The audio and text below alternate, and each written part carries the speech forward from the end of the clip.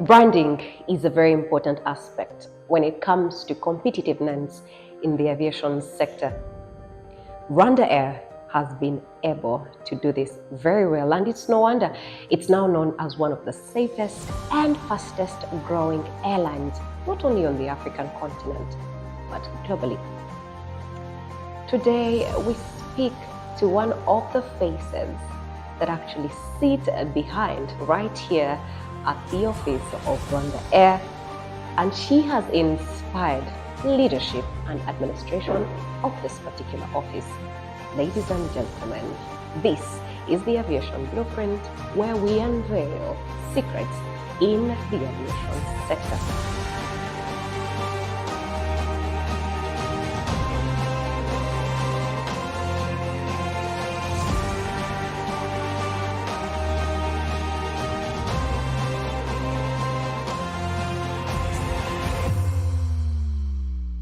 Olivia Ndakalembe is my name, and today I'm seated alongside the country manager of RwandAir, Mrs. Mukumburwa. Vennah, you're most welcome to the show. Thank you, Olivia. The airline industry for long, in my opinion, has been male-dominated, but when I see females taking on such leadership positions, I'm greatly inspired. Would love to know, what is your background in the aviation sector? How did you now get to this position? Okay. My name is Vennah Mukumburwa. I'm the country manager for RwandAir in Uganda. I have been in airline industry for 16 years. I started working with RwandAir in 2008 as a customer service agent. Okay. For customer service agents, these are the people that you find at the counters, issuing boarding passes, directing passengers to their boarding gates, to the aircraft, all that. So I joined the airline industry when I loved it from before working with it. So when I got a chance to join RwandAir, I gave it my best. Okay. I was promoted to the role of customer service, then supervisor. From there, I became a duty manager. From there, I became a sales manager. And then now I started going out of Rwanda. I was in Dar es Salaam for 5 years as a sales manager. Okay. Then from there, I went to India as the country manager for RwandAir in India. Then from here, in Uganda. I think being at this level today, it was based on my hard working. Yes, I was, and the fact that I do what I love. Okay. I always give it my best. And maybe before we go any further, because now that preempts another conversation on what are the key aspects or some of the things that you employed, to get you where you are. But if I could just take you back a little, while going through school, is this something that you had envisioned doing, working in the aviation sector? Not really. Okay. I think I picked interest after my high school. I picked interest, then I went for short courses, of course related to the airline industry. Then after there, that's when I joined RwandAir. Actually took my university studies when I was with RwandAir. Okay. So what is the one thing that inspired you to get into the aviation industry? It's funny. I like seeing smart people. I used to see ladies who work like cabin crews passing around, very smart. I'm like, oh, I want to be like them. So before I know it, I went for short courses related to cabin crew. Okay. That is in Nairobi. That's how I now got to get involved in airline things. Then I applied in Rwanda because I had my certificates. It's surprisingly, when I got in RwandAir, the cabin crew thing changed in my head, because I started as a customer service, as I mentioned, agent. Then I could see, like, okay, and now I started seeing how people grow. I started seeing if you become cabin crew, most of time it is so hard to move from that department to another department. I learned a lot when I got in RwandAir. So I was like, okay, now I need to stick in this position where I see growth. Okay. Yes, that is how my journey started. You have really grown through the ranks from the, small conversation we have had. But what has been the most iconic, or the most pivotal moment throughout your career?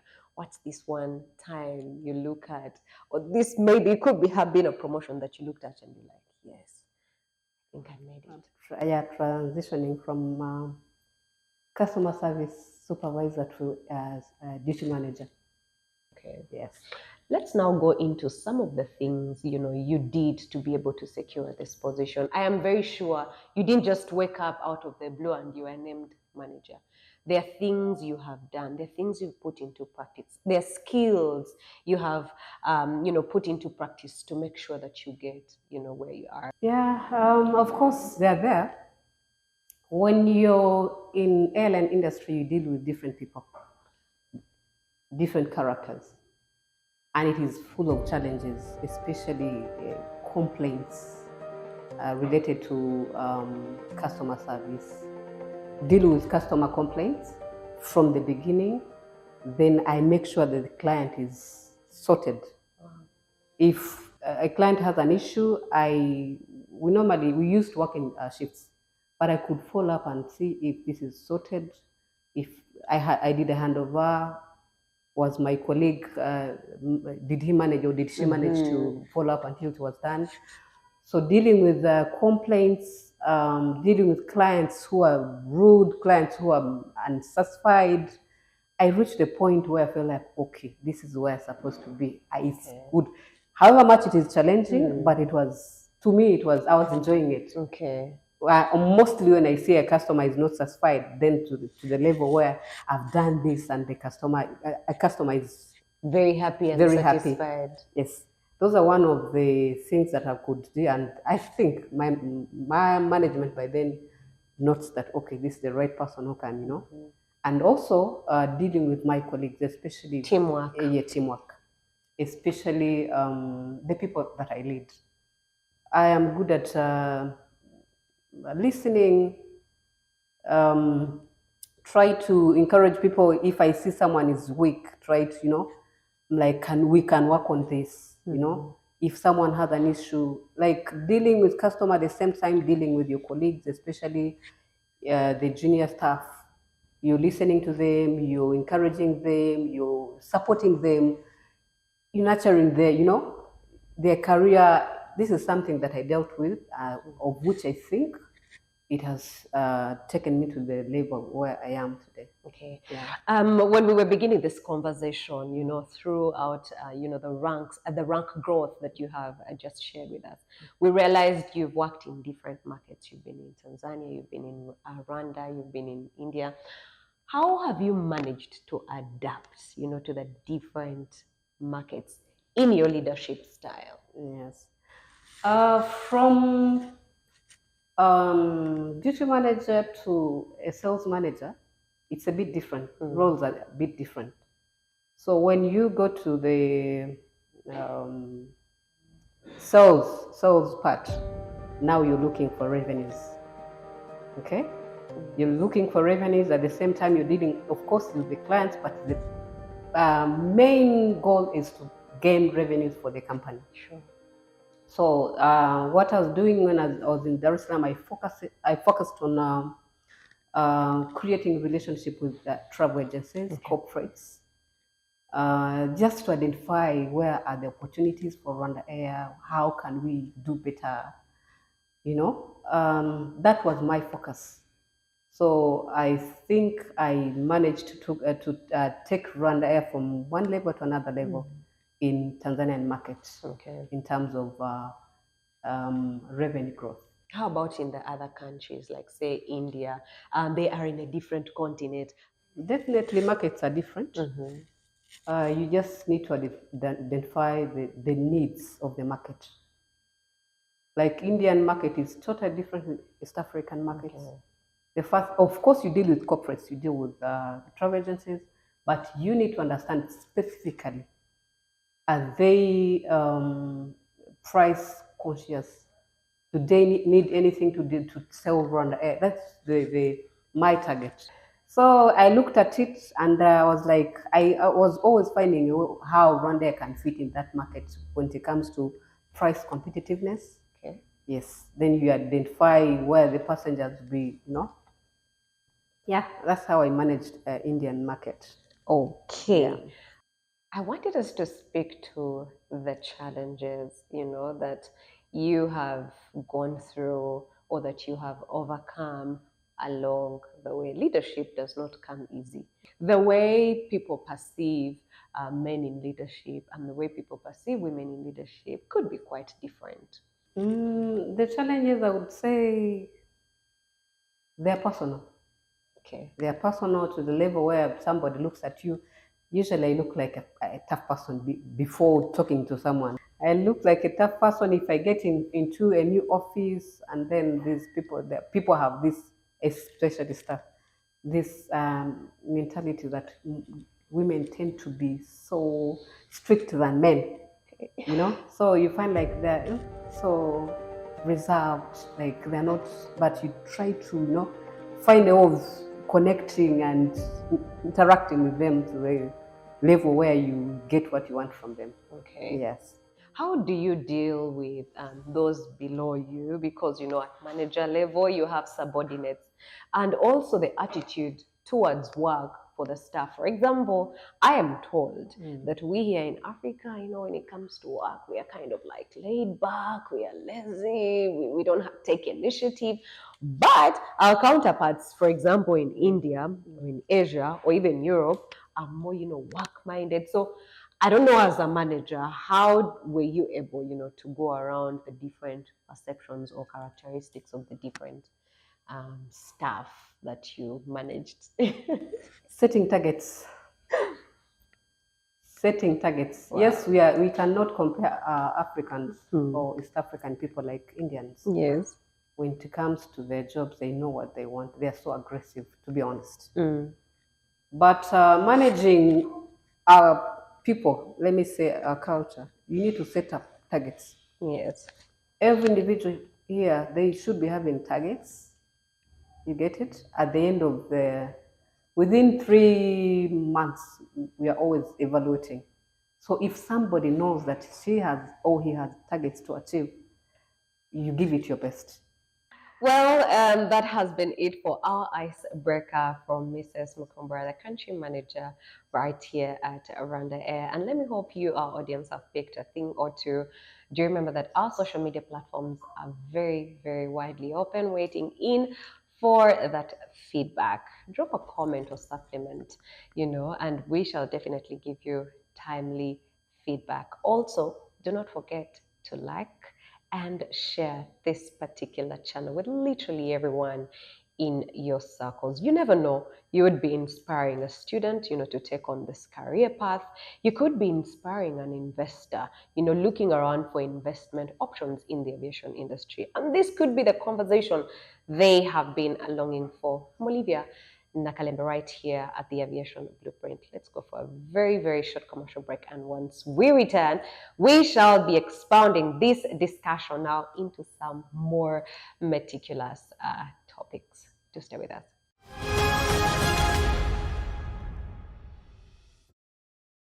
Yes, women can do it. And that's why we are hanging around with Mrs. Mukumburwa. She is the country manager, RwandAir. Now, how about we delved a bit into, some economics here and there. Mrs. Mukumburwa. Yeah. So in your current role, how do you assess market demand and identify growth opportunities? As we are speaking right now, I feel like Uganda has potential. Okay, that's some good news. Yes, Uganda has potential in terms of flying out of Uganda, flying in people to Uganda from different countries. As I think in this region, we just need to expand. We need to expand. I could say we are still in we're still limited in terms of connectivity. Like RwandAir, we fly to West Africa, but not the whole West Africa.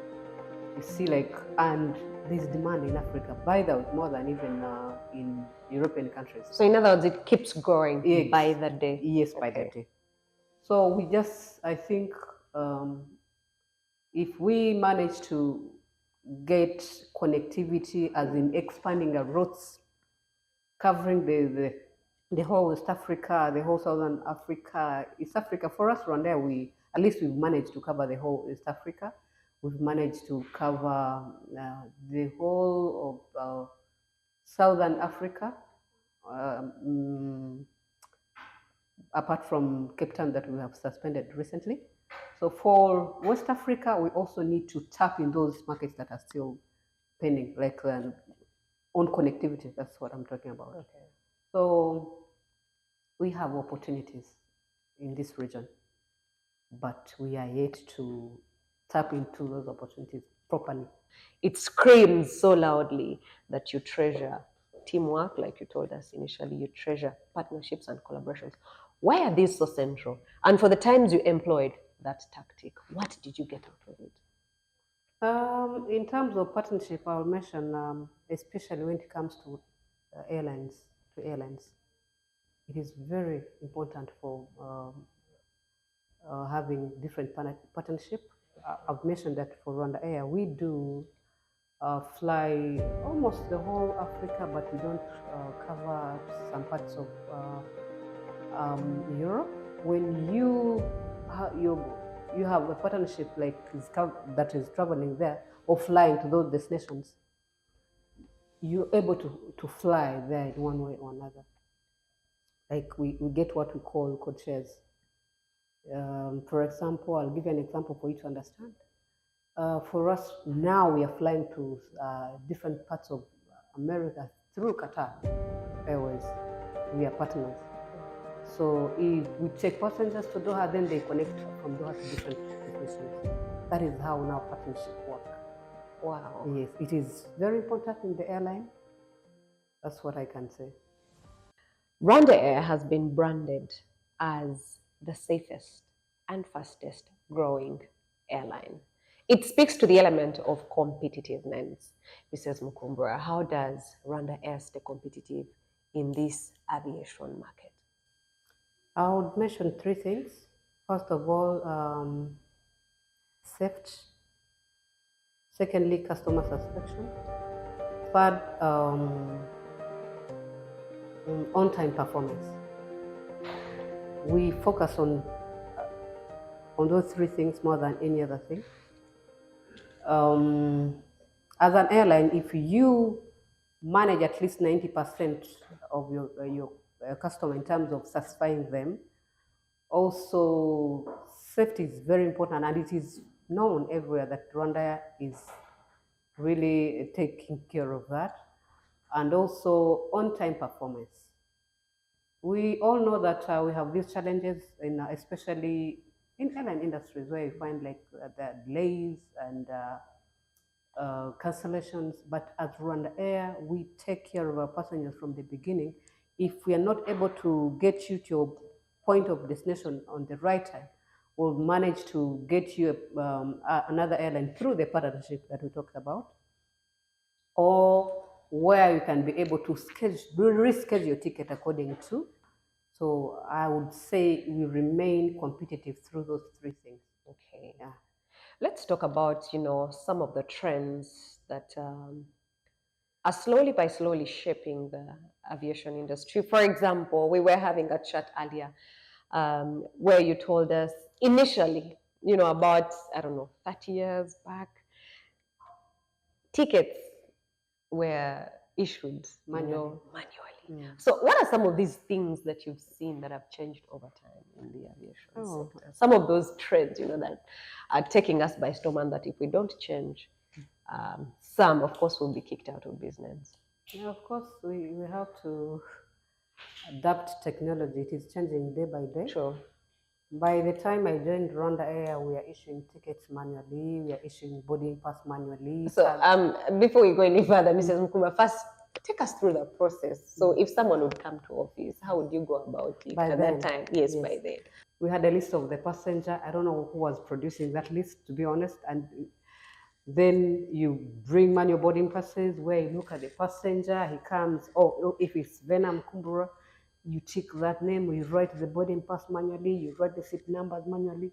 Who was designing seats for the passengers? Sometimes you could even offer seats that are mixed because there's no system in place. So for the bag, you write the, first of all, in the airline, you need to learn the destinations by names. They have their abbreviations. You know, if a passenger is going to Entebbe, it should be EBB. Every destination has their unique Abbreviation. name, yes.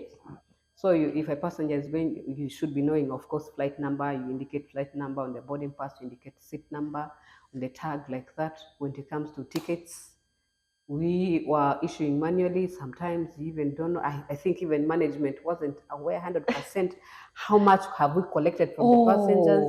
So we didn't take long there. We moved to a system called SITA, Okay. Which was okay by then. At least for the system, you could tell that you could retrieve the list of the passengers. And you could know the flight number. You could at least produce a boarding pass without writing, but still it was a little bit quick. So as I told you, as we kept going on, new systems kept coming. Then we upgraded from that system to another one, of which it is really working. Okay. It is working perfectly. You don't need to struggle. Put the name of the passengers, put the information, print out everything until the final destination. So I would say that upgrading in terms of technology in the airline, it is very important. It saves revenues. That's the first thing. Also, I would mention that when something happens on board, like maybe someone has seated in another passenger's seat, you're good to, you're okay to identify. It is very quick to identify that, oh, this was not your seat. So I would say that technology has really helped airlines, especially RwandAir. I wouldn't say that we are where we want to be. We are still growing in different aspects, especially when it comes to technology. We are heading there. The systems we are using, most of the airlines have different systems, but of course, we are able to identify how much you go in the system. You know how much this person, depending on the destination, how much is this person supposed to be charged. Okay. And I would say that when you look at our staff or the structure of our office here, we no longer, there's no one who collects cash. A passenger comes in, you identify how much is supposed to be charged, because we are connected to the banks. You send the person, you give the invoice to the passenger, he pays, or sometimes directly with their cards. You get it sometimes with their phones, sometimes online. Yeah, there's a lot. So collecting cash manually, it is no longer there. It even puts the staff in, like temptation. It compromises temptation, but it also compromises their safety. Exactly. Just imagine one of the employees or staff members walked out here with 500 million, and everyone else knows that they're actually walking around with a bag. Wow. We're going to be taking a very, very short commercial break. And once we return, Mrs. Mukumburwa will be walking us through, some of the corporate social responsibility activities, that are attached to RwandAir, to make sure that at the end of the day, RwandAir gives back, to its clients. And in the long run, customer satisfaction is definitely achieved. This is the Aviation Blueprint. Do not go anywhere.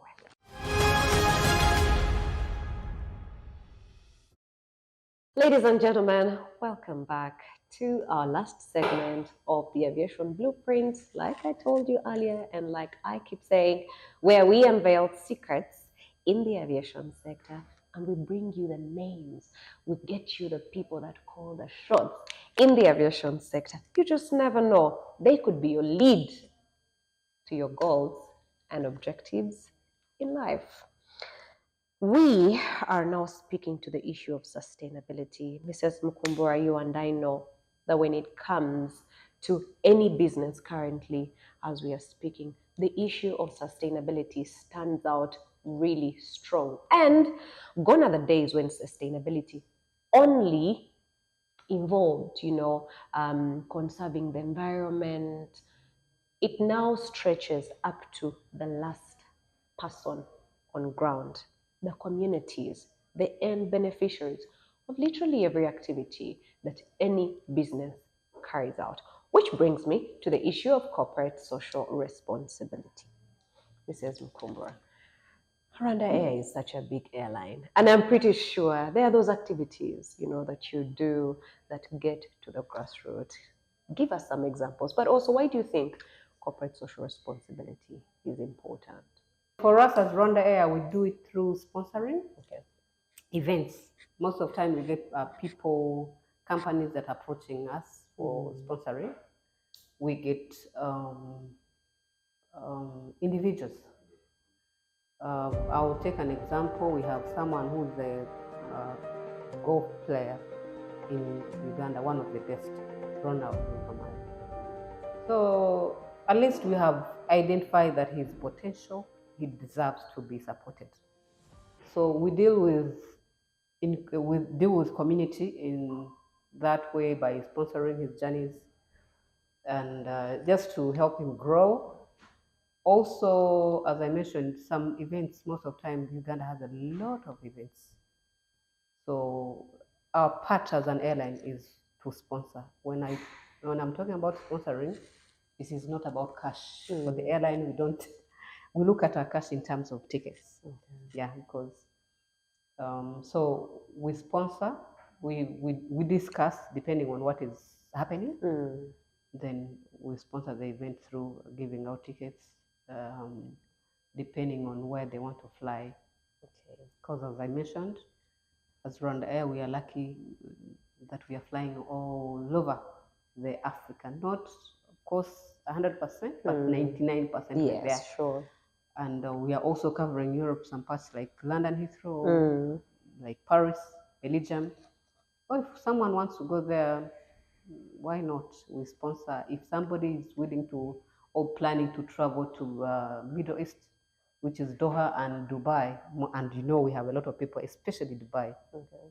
So when it comes to sponsor, we look at that. If someone is interested in going to, of course, put in mind that we also look at what we get out of sponsoring. We just don't sponsor for sponsoring purposes. We should be having reasons behind. It's a two-way street. They benefit. We exactly. also get to benefit. So that's how we do it. Okay. Yeah.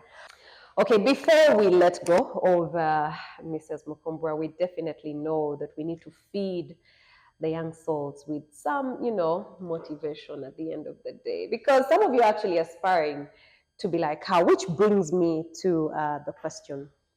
You shared with us initially, some of the things, some of the skills you actually stand for. But how about these youngsters who are still, like, say, for example, in aviation school? What are some of the things, what are some of the skills they need to acquire if they are to succeed in the aviation sector? Yeah, I would say when it comes to the airline industry, we talked about systems. Sure.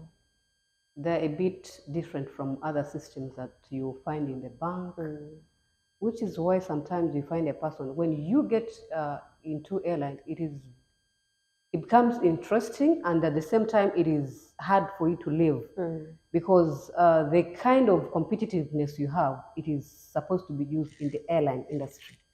It is a bit different with other businesses. So sometimes when people are learning, like these young people who are still in school, they go through those systems, they find them very complicated. Some will drop on their way, like, I can't do this. When it comes to ticketing, it's full of mathematics. Someone looks at it and like, oh, I can't deal with this. I would say that it is all about determined. If you want it, you can do it. Determination. Yes, determination. Wow. And on part of the airline, as I mentioned, if you're passionate about it, you can do it. But if you're pushing yourself like, I don't feel like I'm supposed to be here, it will be hard in the airline industry. It is about, do you like what you're doing? Are you interested? And for the people who are at least have been in the airline industry for some time, that is where a bigger bread is. Okay. Trust me. Mrs. Mukumburwa, when someone is, for example, fresh out of aviation school, or maybe any of these other courses, that are offered in the sector, where do they begin from? Do you offer internship opportunities? Does the sector offer internship opportunities for someone to build their experience? Or there's just direct entry? Walk us through, what the experience is like. You're fresh from the other side and you want to, penetrate the sector. Some years back, it was possible for you to come from a different field and then you join airline. Okay. But now it's a bit different. Different countries have set up tourism schools where you can choose what you want to learn. Either it's hotel or something to do with airline. For the airline, it has different parts. If you want to deal with ticketing, if you want to deal with passenger handling, which is the airport side, depending on what you're learning or what you've learned.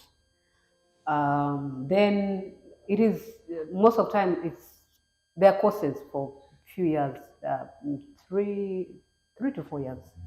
So when you're done, you can't. It is very hard for you to go straight to or to be employed straight. You need at least some training, so internship. We do offer that as RwandAir, as long as you provide that you've been learning this, and you need to be trained. You bring your papers, you apply. You're applying the same way you apply for a job. Yeah, we train people there. By the way, that is where we get, when we have some vacancies, that is where we get to know how to get our candidates. Because when you're here trained, you leave your papers here. So by any chance, if you get vacancy, you look at the papers that you have. And of course, you know that person because you've been with that person, like interacting with that person. Is she capable of doing this? Is she capable? There is a part where you're learning, and there's a part where you're applying what you learned, but it is hard for you as an individual to give it your best. So you look at that person. Is she a person who's applying what she learned, or she does what she's doing? So you retain the good ones at the end. Exactly. Yes. That's a very strategic move. Yeah. Why didn't I go to aviation school? It is never too late. Okay. The one other thing we'd love to know from you, you've given us the advice and you're still giving us and sharing this advice. Are there people you look at, if they might be in the aviation sector, or they might be people you've looked at before, that get to inspire you in the work that you do? Yeah, true. For me, I would speak about the airline industry because, as I mentioned, I've been in this thing for a very long time. I know, right? But they are there. Those people are there. And as you mentioned from the beginning, people look at it as if it's something. When it comes to women, they feel like, this is for men in a way. But when you look at a woman or women who handle this kind of work, look at our CEO. She's a lady. Look at Uganda Airlines. It's a lady, and they are doing it. They're making it. Those are people that you look at and you're like, okay, why not? This is possible. You get to you like it more. So to answer your question, there are some people that I admire, including my CEO. Okay. Yeah. Wow. It's quite interesting how actually the people we look at, or we ought to look at, are just very, very close to us. Mrs. Mukumburwa has just alluded to the fact that her CEO back in Rwanda, our CEO right here in Uganda, are definitely forces, to reckon with. And this is actually a very good inspirational line that you out there as the young professionals, have no excuse whatsoever not to succeed. Unfortunately, time is never our best ally. But before I let our country manager get back to business, would love her to, share with us industry prospects, like say for, you know, the aviation industry or RwandAir in particular in the next 5 years? How do you see things, you know, playing out? You told us there's a lot of, you know, potential for growth. Are we going to see maybe like more routes coming through, more areas being reached, more young people being taken into the sector? What are your views? I would say for RwandAir, right now as we are speaking, by the way, we are operating over 160 routes. Some are operated by us as RwandAir directly. Okay. Others are operated through our partnership. I've mentioned Qatar. We have other partners that we deal with.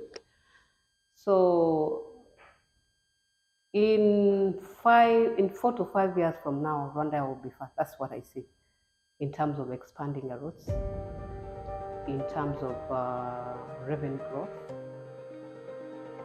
For young people, of course, I would now speak about Rwanda because I'm used to Rwanda than here. Okay. I'm seeing a lot of young people getting interested in this kind of, in the airline industry. So I'm seeing a lot of people being trained for pilots. You know, some time back we used to have foreigner pilots. You could know, it was very hard for us to find a Rwandan pilot. We have some of them, including a lady who is a pilot in Rwanda, a Rwandan. You get it. So we have a lot of people who are admiring this. And I see RwandAir growing, I see RwandAir expanding, I see a lot of people growing RwandAir. I see us expanding. We are building a new airport, by the way. Okay. Yes, which is within 3 to 4 years, it will be there shining. So I see a lot happening in RwandAir. Wow. Yes, but especially in terms of routes, will expand. That comes with a lot of course, airplanes. Any last words that you'd love to give our dear viewers watching the Aviation Blueprint? Yeah, I would appreciate their support. We are here because we have their support. And I would also remind that RwandAir is here. RwandAir is here to stay. RwandAir is here to grow. And would love to grow with you. Also, I would remind them, I kept mentioning where we fly to, but specifically from Entebbe, I would mention that we can connect you to different destinations. I mentioned let's start from a hub, Kigali. From Kigali, then we go to the rest of the world. Yes. Okay. But from where I sit now in Entebbe, you can go through, of course, through our hub, Kigali. It's a 45 minutes flight, very short. And then you catch up with your flight where you want to go. Let it be, we have a local airport there, Kamembe, nearby Gisenyi, Changugu there. And then from there, you can connect to Nairobi, you can go to Dar es Salaam, you can go to Kilimanjaro, you can go to Bujumbura, Burundi. Then also we can connect you to Johannesburg, Lusaka, then Zimbabwe. Then we can also connect you to Middle East, this Qatar, that's Dubai. We can also connect you to Europe. I mentioned London Heathrow. I mentioned Brussels. I mentioned Paris. Also West Africa, we can connect you to Lagos, Accra, Abuja. Then we fly to Bangu, that is Central Africa. Then we also go to Douala. We go to. Did I mention Accra? Yes. Yes, also, yes, Accra. So we have so many destinations that we are covering right now. If you're there, you don't know how to fly from Entebbe to a certain destination, you can reach out to us. Offices are always open from Monday to Friday, and then also airport is 24 hours. And we have a good team at the Entebbe airport, good team in Kampala. We are always there to help you. We are connected. We like bonding and connecting with the passengers. And they're always smart. Yes. That's what I can say. And I would also appreciate you reaching out to us, connecting with RwandAir. Thank you for receiving us. Yes, talking We about truly RwandAir. appreciate. It is interesting. Wow. Thank you so much. On the sidelines, if you are not in aviation, in the aviation sector, Mrs. Mukumburwa, what would you be doing? I think I would be a businesswoman. Okay. Ladies and gentlemen, like I said earlier, time has never ever been man's best ally. But we all have 24 hours, and today is 24 hours. We have decided to slot in RwandAir, of course, and Mrs. Mukumburwa, country manager, has been so good to us. Thank you so much for receiving us.